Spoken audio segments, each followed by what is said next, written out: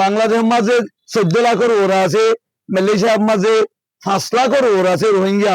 হে তৈলে বর্মাই কি রোহিঙ্গা লে যাত দে নাকি অন্য কম লে যাত দে?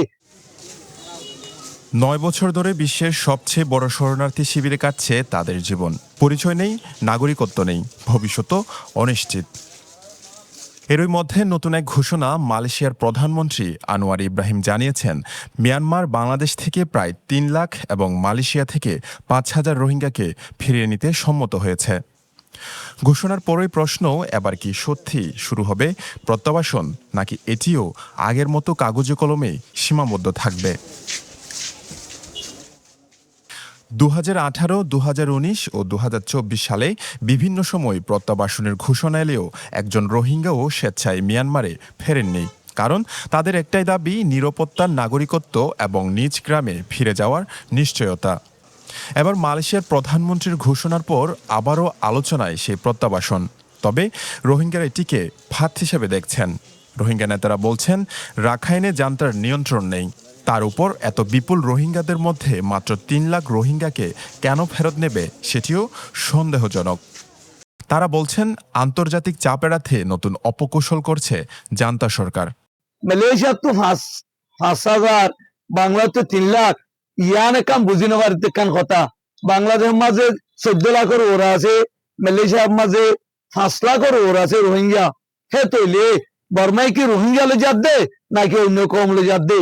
এখন তান খেলিয়ার গড়া উড়িয়ে দুনিয়া জানাবান আইসিজের কুড়র সিবত্তিন দুনিয়া সিবত্তু বাঁচিবল্লা বলি তেগা বানা করে আর নিয়ার তাহলে যেদিন দেশল আছে কাজ করিয়ে আছে কান্ট্রিলে ব্যাপাচ্ছা করিবার কাম পুলিশ নিয়ে আলাই দিয়ে। 2017 সালে 7 লাখ রোহিঙ্গা আশ্রয় নিলেও ক্রমান্বয়ে অনুপ্রবেশ করে বর্তমানে আশ্রিত দাঁড়িয়েছে 15 লাখে। তার উপর প্রতিবছর 30,000 শিশু জন্ম নিচ্ছে। ফলে দিন দিন শরণার্থীর বোঝা বাড়ছে বাংলাদেশের উপর। এমন সময়ে মালয়েশিয়ান প্রধানমন্ত্রীর ঘোষণাকে ইতিবাচক হিসেবে দেখছেন বিশ্লেষকরা। তারা এটি প্রধানমন্ত্রী তারেক রহমানের মালয়েশিয়া হয়ে চীন সফরের কূটনৈতিক সফলতা ভাবছেন। ভূ রাজনৈতিক অপকৌশল না হলে এটিকে কাজে লাগিয়ে প্রত্যাবাসন প্রক্রিয়া শুরু করতে পারে বাংলাদেশ। সম্প্রতি মালয়েশিয়াও চীন সফর করেছিল, তারই ফলশ্রুতিতে ওনার কূটনৈতিক তৎপরতার মাধ্যমে এই যে আজকে আমরা এই মালয়েশিয়ার প্রধানমন্ত্রী ঘোষণা করেছেন বাংলাদেশ থেকে 3 লাখ রোহিঙ্গা মিয়ানমার সরকার ফেরত নেবে, এটা তারই ফলশ্রুতিতে এই সফলতা আসছে। মিয়ানমার এটা সম্মত হয়ে থাকে, তাহলে এটিকে বাংলাদেশের ক্ষেত্রে এখন প্রয়োজন হচ্ছে একে একটি টাইম ফ্রেমের মধ্যে নিয়ে আসা, রিপাট্রিয়েশন ফ্রেমওয়ার্কের মধ্যে নিয়ে আসা, এবং একই সাথে আসিয়ান এবং আন্তর্জাতিক অন্যান্য যে মাল্টি স্টেক হোল্ডাররা রয়েছেন তাদেরকে সম্পৃক্ত করে একটা প্রত্যাবাসনের পরেও একটা পর্যবেক্ষণযোগ্য তদারকির মধ্যে নিয়ে আসা। এখন আরাকান আর্মিরা দখল করে বসছে। এখন যদি রোহিঙ্গাদের মধ্যে থেকে এরকম একটা ফোর্স তৈরি হতো, তারা যদি সেখানে কিছুটা অবস্থান নিত, তাহলে মায়ানমার সরকার আপোষ করতে বাধ্য হতো।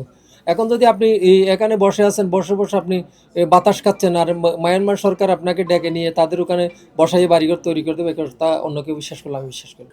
কি বলবো, এটা হচ্ছে একটা জিও পলিটিক্সের কিংবা আদার্স একটা সিম্পিতি আদায়ের একটা রাজনীতি। ইন্টারন্যাশনালি রোহিঙ্গাদের নিয়ে সকল দেশের একটু মায়া সৃষ্টি করা, আর কিছু নয়। যদি সরকার, মায়ানমার সরকার এবং বাংলাদেশ সরকার যেদিন ঘোষণা দিবে, যেদিন মনে করবো যে নিয়ে যাওয়ার প্রক্রিয়া শুরু হয়ে গেছে, করিডোর সৃষ্টি হয়ে গেছে, তখন আমি নিশ্চিত হতে পারবো যে এটা নিয়ে যাচ্ছে। এটা যদি মালয়েশিয়া সরকার যদি সদিচ্ছা পোষণ করে থাকেন বা এখান থেকে যদি 3 লাখ বাংলাদেশ থেকে যদি নিয়ে যান, অবশ্যই এটা জিও পলিটিক্সের ক্ষেত্রে এবং জিও ইকোনমিক্সের ক্ষেত্রে একটা গুরুত্বপূর্ণ অর্থ বহন করবে। মালয়েশিয়ান প্রধানমন্ত্রীর প্রত্যাবাসন সংক্রান্ত বিষয়ে এখনও কোনো তথ্য নেই শরণার্থী কমিশনে। তবে কমিশন বলছে, প্রত্যাবাসন যেখান থেকে হোক না কেন তারা প্রস্তুত আছে। যে কোনো সরকার নির্বিশেষে একটাই লক্ষ্য, তাদেরকে সসম্মানে তাদের দেশে ফেরত পাঠানো। তো সেটি যেই জায়গা থেকেই উদ্যোগ নেওয়া হোক না কেন, যেখান থেকে ঘোষণা আসুক না কেন, যদি কার্যকরীভাবে সেটা করার জন্য আমাদেরকে বলা হয়, আমরা প্রস্তুত আছি এবং আমরা প্রত্যাবাসনের জন্য রেডি আছি। আমাদের রিপ্যাট্রিয়েশন সেন্টার থেকে শুরু করে আমাদের বিভিন্ন প্রস্তুতিগুলো রয়েছে চিয়া থেকে। এখন এটা আদৌ মালয়েশিয়ান প্রধানমন্ত্রী বলেছেন কিনা, কিংবা আমাদের কোনো পররাষ্ট্র মন্ত্রণালয় বা কেউ এটা অফিসিয়ালি পেয়েছেন কিনা, এরকম কোনো তথ্য আমার কাছে নেই। একদিকে মালয়েশিয়ার সাথে প্রত্যাবাসন নিয়ে আলোচনা, অন্যদিকে বাংলাদেশ থেকে পাঠানো তালিকা যাচ্ছে ফাঁদ। সব মিলিয়ে প্রত্যাবাসন আদৌ হয় কিনা সেটি এখন দেখার বিষয়। বিশ্বজিৎ মল্লিক, বিশ্ব, পেনোয়া নিউজ।